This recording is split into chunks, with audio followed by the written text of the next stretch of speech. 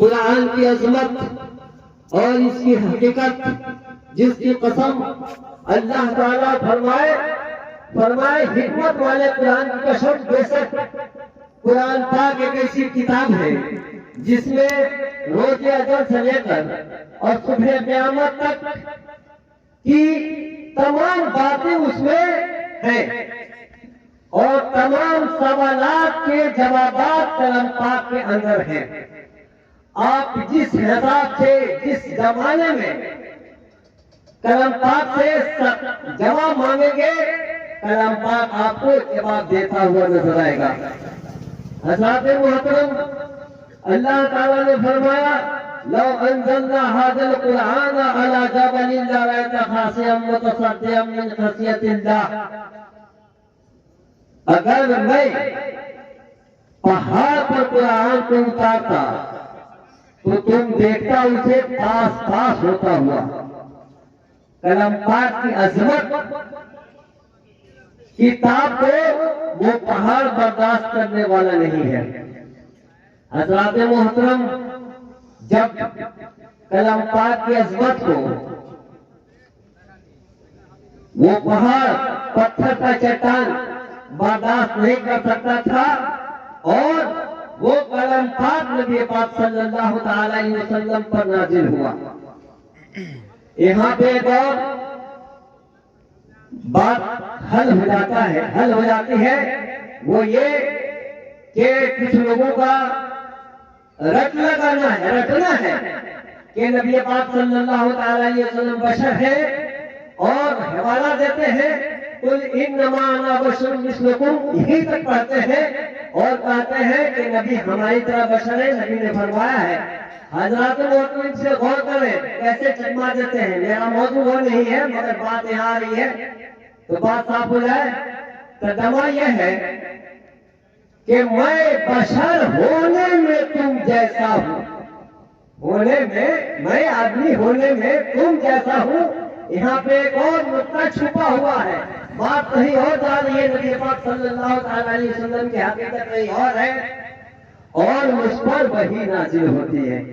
تو حضرات محترم، یہاں سے بھی بات صاف ہو جاتی ہے کہ وہی پتھر کا چٹان جو ہے پہاڑ ریزہ ہو رہا ہے۔ اللہ تعالیٰ اگر پہاڑ پہ قرآن پاک کو نازل فرماتا تو پہاڑ ریزہ ہو جاتا اور نبی پاک صلی اللہ تعالی علیہ وسلم پر کلام پاک نازل ہوا اور نبی پاک صلی اللہ تعالی علیہ وسلم سے آسانی سے اسے لیا اور ہم تک پہنچایا۔ حضرات محترم، اب آپ غور کریں، اگر ہم کہیں کہ ہم ایک مٹی کی آری لائے ہے، لوہا کاٹنا ہے، تو لوگ کہیں وہ رہا آدمی ہے، مٹی کے ہی لوہا کاٹے گی۔ ہم کہیں کہ ہم لوہا کو کاٹنے کے لیے لوہا کاری کہیں لائے ہیں، تو لوگ کہیں کہ ہاں یہ تو بات ٹھیک ہے کہ لوہا کو کاٹتا ہے۔ تو حضرات محترم، اللہ تعالیٰ کو جب کلام پاک نازل فرمانا تھا تو دنیا میں ایسی کوئی نہیں چیز تھی جو کلام پاک کے تاب کو برداشت کر سکے، اور پھر کلام پاک کو آنا ہے تو اللہ تعالیٰ نے اپنے نور سے نبی پاک صلی اللہ تعالی علیہ وسلم کو نور کو پیدا فرمایا اور اسی نور پر اللہ تعالیٰ نے اپنا کلام پاک نازل فرمایا، یعنی کہ اللہ کے نور پر اللہ کا کلام اترا۔ تو حضرات محترم وہ برداشت کیا، ورنہ ایسی کوئی دنیا میں کوئی چیز نہیں تھی جو کلام پاک کی تاب کو برداشت کر سکے۔ دنیا پاک ہے۔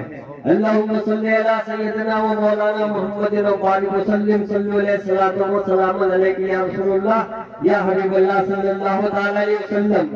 ہم نبی کی بشریت سے انکار نہیں کرتے ہیں، مگر آپ جب نبی پاک صلی اللہ تعالیٰ نے فرمایا کہ جو نبی دے اسے تم دے لو اور جسے منع کرے رک جاؤ، تو اللہ تعالیٰ نے جو نبی پاک صلی اللہ تعالیٰ علیہ وسلم کو دیا، نبی ہم تک پہنچا، نبی بندوں کو دے رہے ہیں تو بشری حالت میں دے رہے ہیں، اور نبی جب اللہ تعالیٰ سے لے رہے ہیں تو بشری حالت نہیں ہے، وہ نورانی حالت ہے۔ جیسے کہ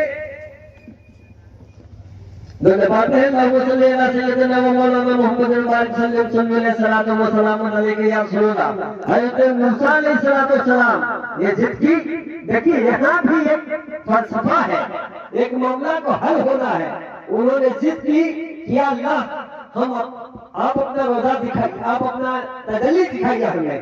اللہ تعالیٰ نے فرمایا کہ موسیٰ تم برداشت نہیں کر سکتے ہو، مگر ضد کی اور اللہ تعالیٰ کی ایک ہلکی سی تجلی کو برداشت نہیں کر پائے اور گر کر بے ہوش ہو گئے۔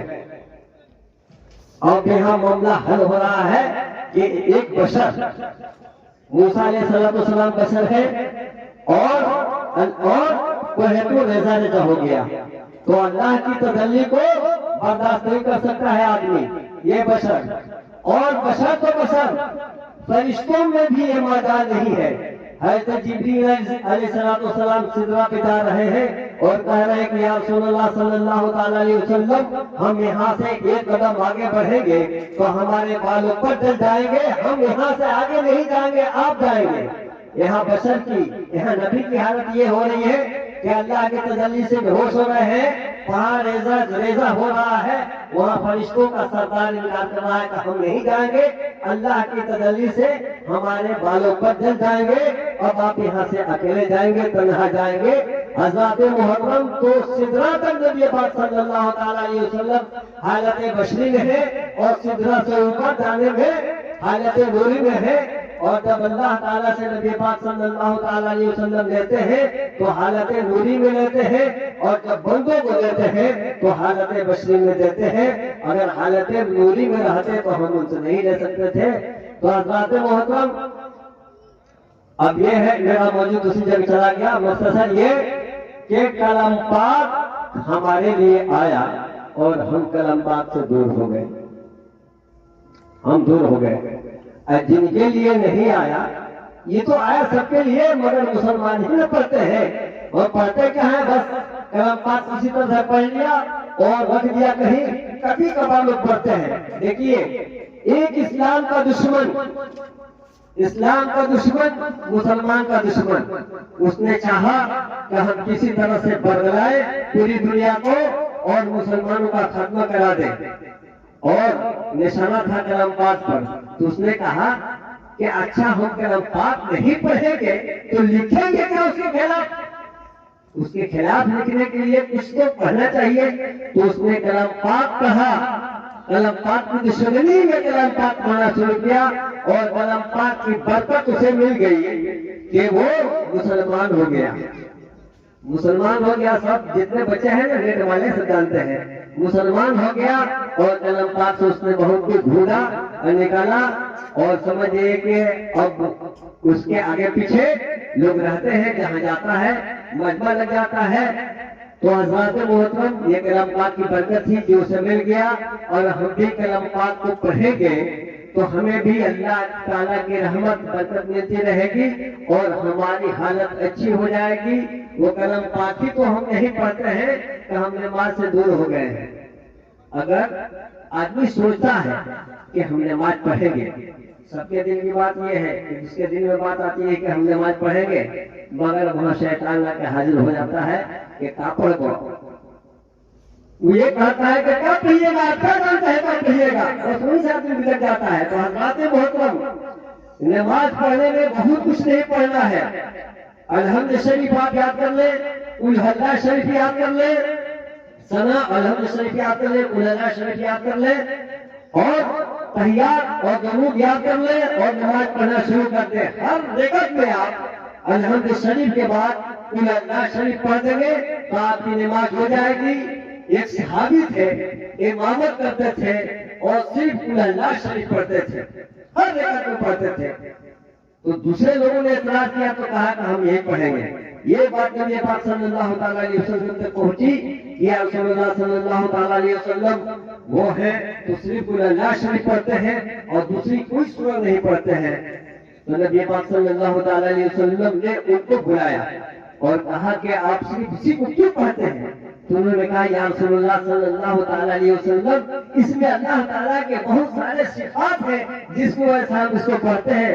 اللہ کے رسول صلی اللہ تعالیٰ علیہ وسلم نے اجازت دے دی کہ ہاں آپ اسی کو پڑھتے رہیے، تو حضرات محترم یہاں سے یہ معاملہ بھی حل ہو جاتا ہے کہ اگر ہم کو کچھ یاد نہیں ہے، الحمد شریف یاد ہے اور قل هو اللہ شریف یاد ہے، تو ہم ہر جگہ پہ پڑھ سکتے ہیں، نماز کو مکمل کر سکتے ہیں، اس میں بہت کچھ نہیں ہے۔ تو حضرات محترم آپ مت ڈریے، شرمائیے مت کہ ہم کس سے پڑھنے جائیں، آپ اپنے بچوں سے پڑھ لیجیے۔